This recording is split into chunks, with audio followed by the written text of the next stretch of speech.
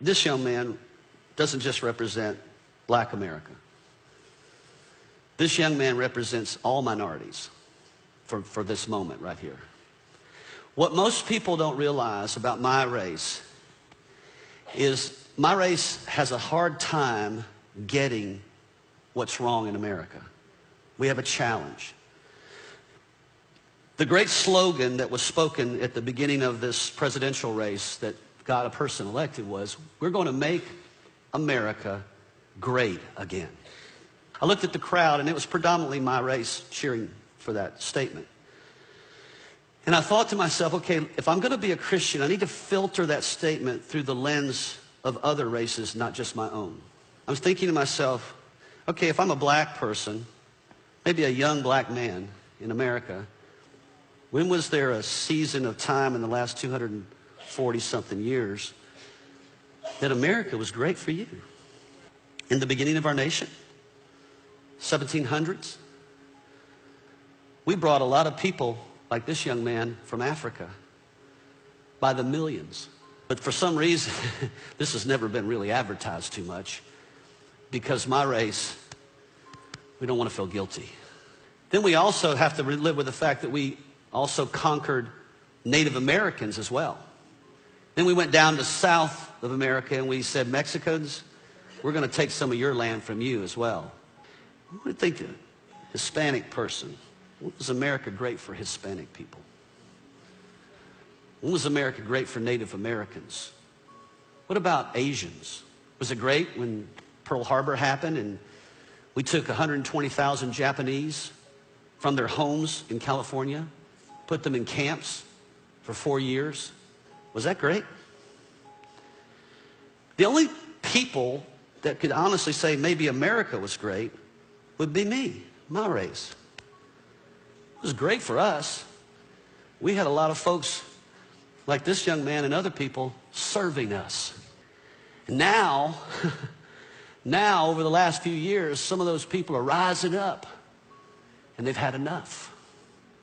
And movements are starting and different things are happening in our nation that are saying, hey, we matter too.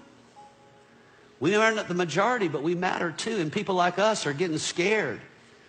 We're getting fearful. Man, this nation is not like it used to be. Are we filtering that through the eyes of Jesus, or are we filtering that through the eyes of our race?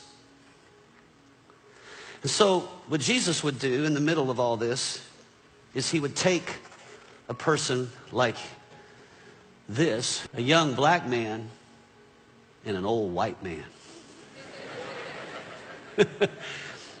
We probably don't have a lot of things in common. The way we grew up, the society we live in. I don't get in my car and worry about a cop pulling me over. I don't worry about being treated unjustly in society like you do. I don't grow up with fear. Don't have those concerns, but I have them for you. And I care about you. And we've become a nation where God's no longer ruling over us. And that's why we're so angry at each other. And we're fighting with one another, and we're in division over each other. And I can't see our government healing that. I can't see any president healing that. I can't see any leader healing that in society other than Jesus. And that has to start with us in the church. So, Jesus would take one of the disciples and he would wash their feet. He would pour water over their feet because the feet represented the dirtiest part of their body. Who in their right mind would want to wash somebody else's feet? Yet Jesus did that. And he said, you see how I'm doing this? You see how I'm putting my hands on your feet? What I'm saying by that is I'm trying to get you to see something. You're valuable to me. I'm not superior to you. You are just as valuable as I am. I know society hasn't told you that, and I know circumstances in life haven't told you that, and I know history hasn't told you that, but God says that about you. God accepts you. You're my brother. I'm your brother. More of this needs to happen. And so maybe it starts with us in the church. Maybe it starts with the people that are in this church, that we would just say, you know, regardless of our history together, what if we just started loving each other and serving each other and maybe washing each other's feet? I value you. I care what happens to you. I care what you experience in America. I care about the hurts and the wounds of your past. I care about the history of my race against your race. And I'm sorry. I repent. I didn't do it myself personally, but I take responsibility for my own race. Because Jesus didn't do anything to hurt people, but he took responsibility for them. We need healing in this relationship. We need to be one together instead of you doing your thing and me doing my thing. And so you're a good representation, not just of Black America. You're a good representation of all people that maybe haven't been treated with value, wherever they're from.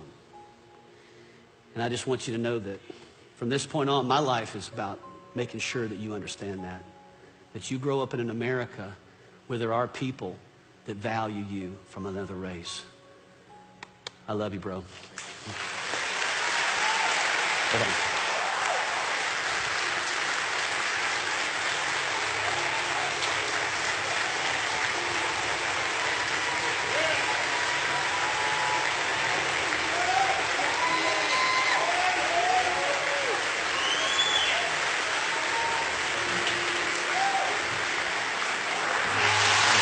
Thank you, Lord.